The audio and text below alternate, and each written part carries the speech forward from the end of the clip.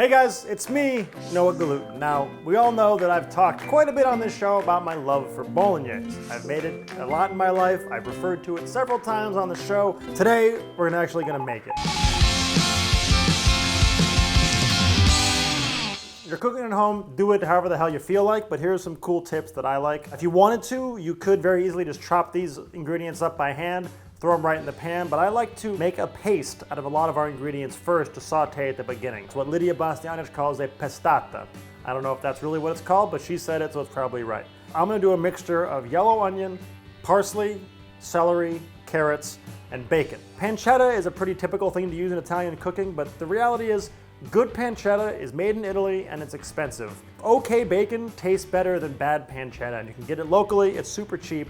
Why spend more money? It'll make a nice flavor thing. So I'm just gonna sort of roughly slice this up a little bit because it's gonna go all in the food processor, but bacon gets a little stringy and sinewy, so if you don't cut it up a little bit, it'll be a little bit of a mess. Throw that right in your food processor. Here we got a carrot.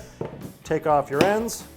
Just sort of do some basic cutting, and then boom, into your food processor. Parsley, however much you feel like.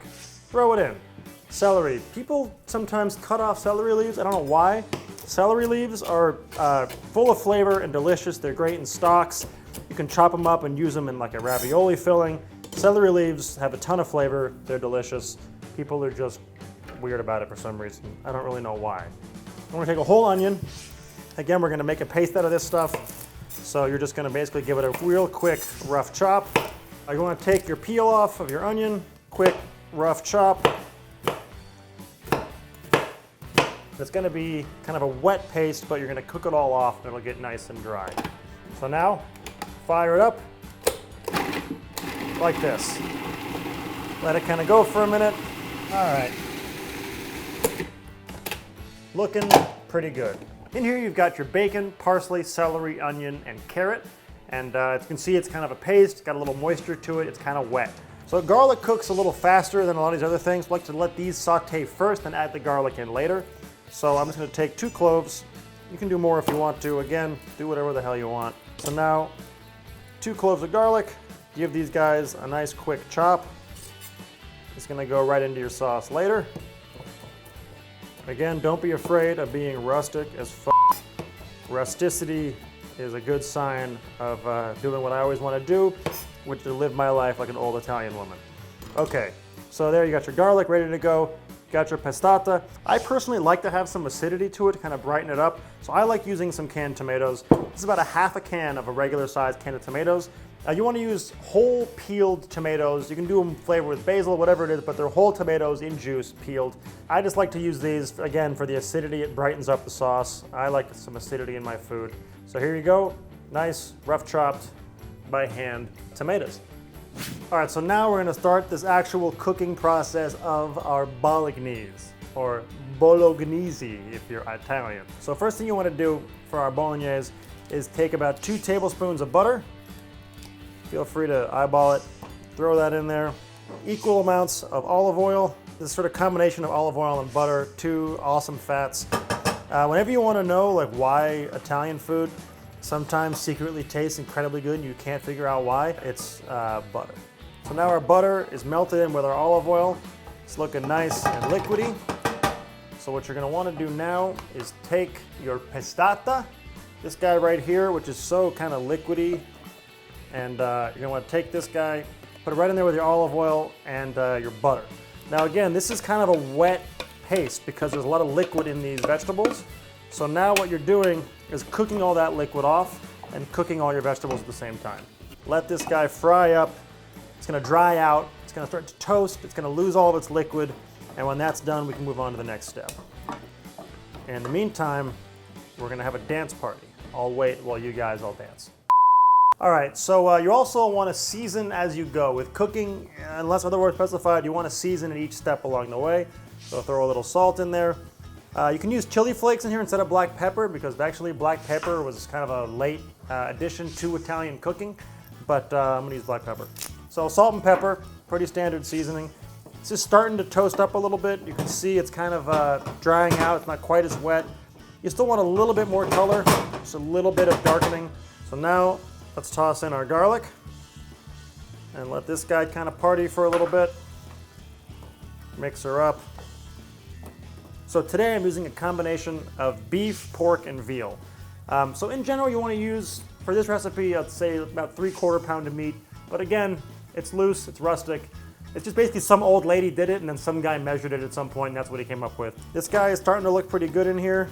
I'll go ahead and call that close enough. So now you want to season your meat. So you're basically just taking a nice little heaping of salt, putting that on top.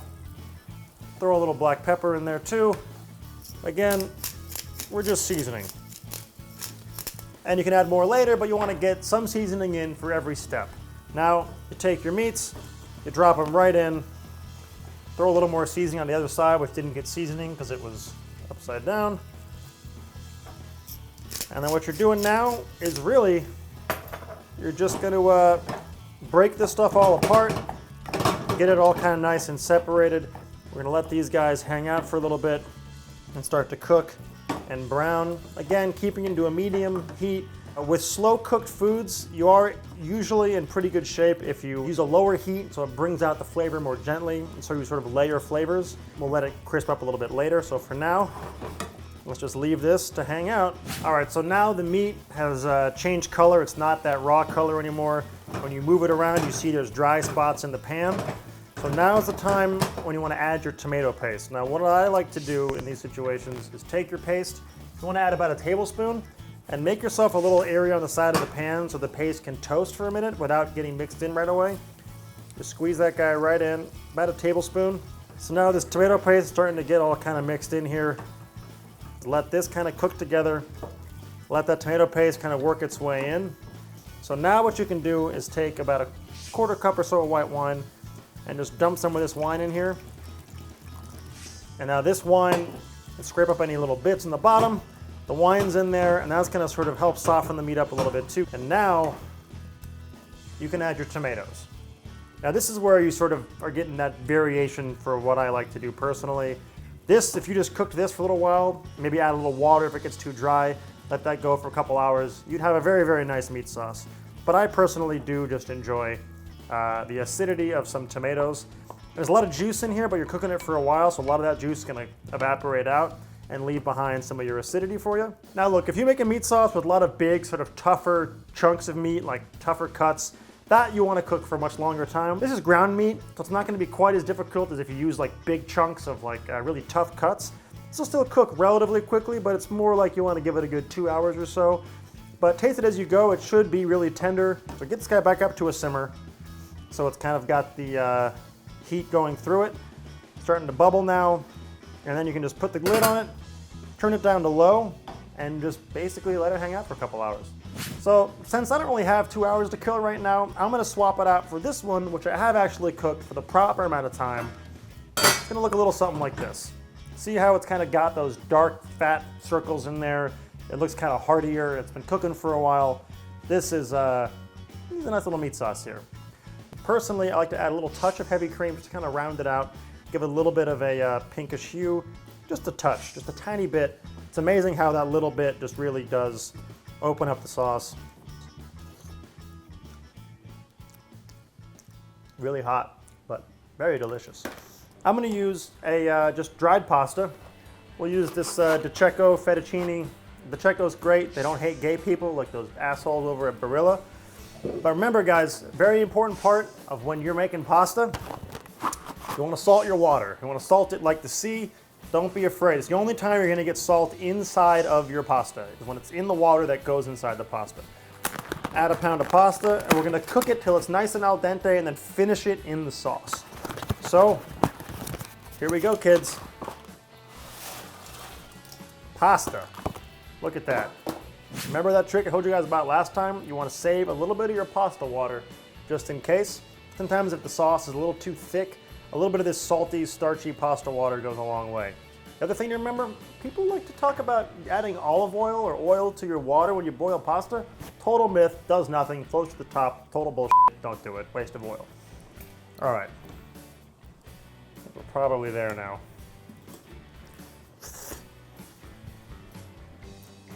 Yeah.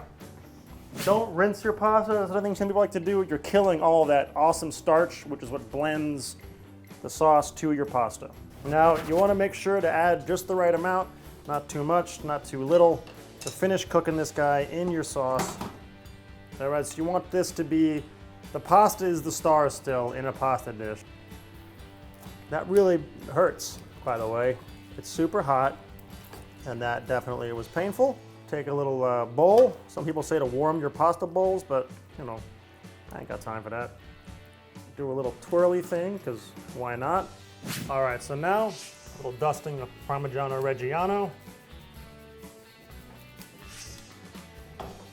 Take a little basil, and then a little olive oil, because fresh olive oil is fruity, tastes different than when it's cooked.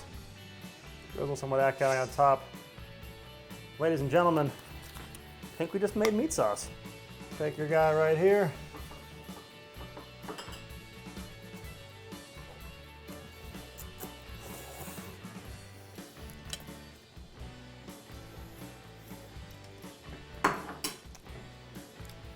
It's a nice meat sauce.